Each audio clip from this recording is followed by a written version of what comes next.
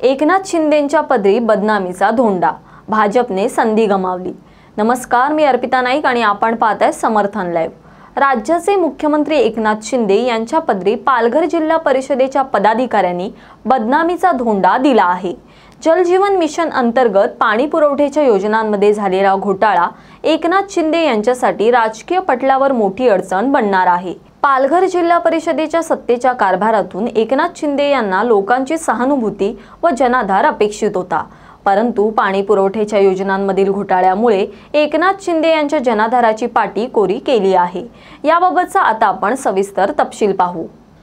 पालघर जिल्हा परिषदेच्या आस्थापनेच्या अखत्यारीत जल जीवन मिशन अंतर्गत पंतप्रधान नरेंद्र मोदी यांच्या स्वप्नातील पाणी पुरवठ्याच्या योजनांवर 917 कोटी रुपये खर्च करण्यासाठी शासनाने मंजूर करून दिले।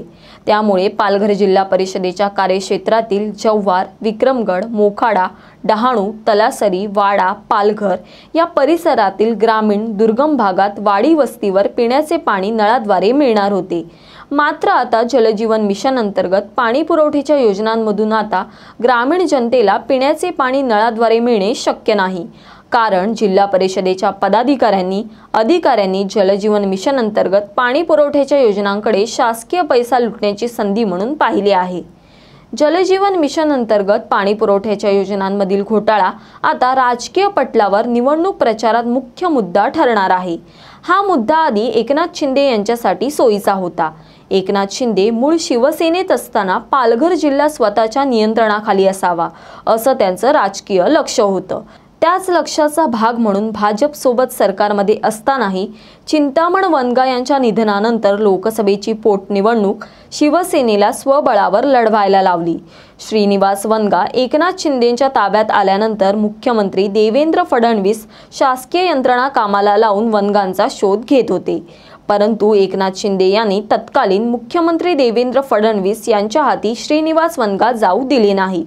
त्यानंतर एकनाथ शिंदे थेट मुख्यमंत्री झाले।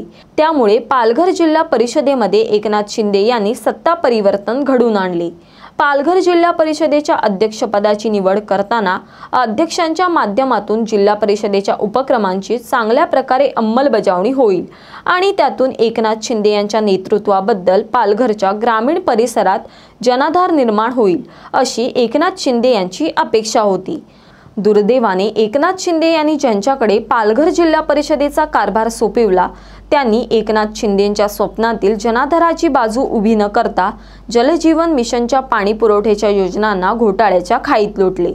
आज ज्यांच्याकडे एकनाथ शिंदे यांनी पालघर जिल्हा परिषदेचा कारभार सोपविला त्या पदाधिकाऱ्याने जलजीवन मिशन अंतर्गत पाणी पुरवठ्याच्या योजनांच्या माध्यमातून नळाद्वारे पाणी उपलब्ध करून दिले असते तर जव्हार, मोखाडा, डहाणू, तलासरी, वाडा, विक्रमगड या ग्रामीण भागात वाडी वस्तीवर एकनाथ शिंदे यांच्याबद्दल आणि देशाचे पंतप्रधान नरेंद्र मोदी यांच्याबद्दल सहानुभूती निर्माण होऊ शकली असती।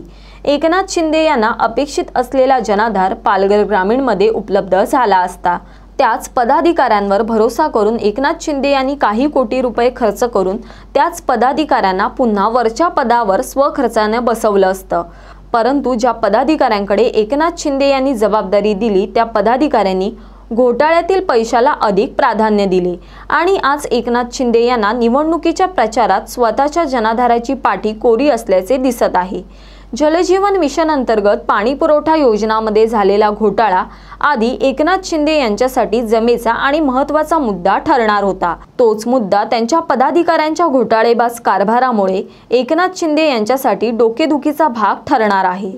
ज्या पदाधिकाऱ्यांमुळे जलजीवन मिशन अंतर्गत पाणी पुरवठ्याच्या योजना घोटाळ्याच्या खाईत लोटल्या गेल्या त्या पदाधिकाऱ्यांना एक वेळ एकनाथ शिंदे पदावरून बाजूला करतील, परंतु जनाधार कुठून आणायचा यावर एकनाथ शिंदे यांच्याकडे कोणताही पर्याय नाही।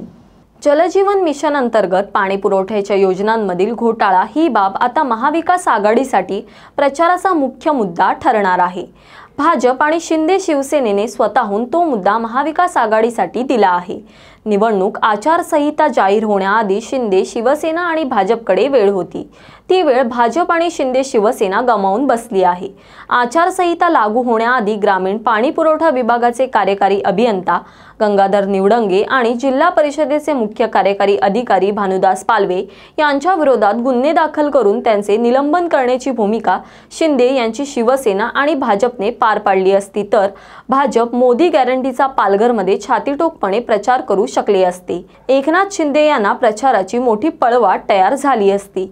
परंतु भाजपचे पालकमंत्री आणि जलजीवन मिशनचे जिल्हा समितीचे अध्यक्ष रवींद्र चव्हाण यांनी शेवटपर्यंत साधी चौकशी करण्याची भूमिका घेतली नाही आणि एकनाथ शिंदे यांच्या पक्षाने या विषयाकडे गंभीरपणे पाहिले नाही।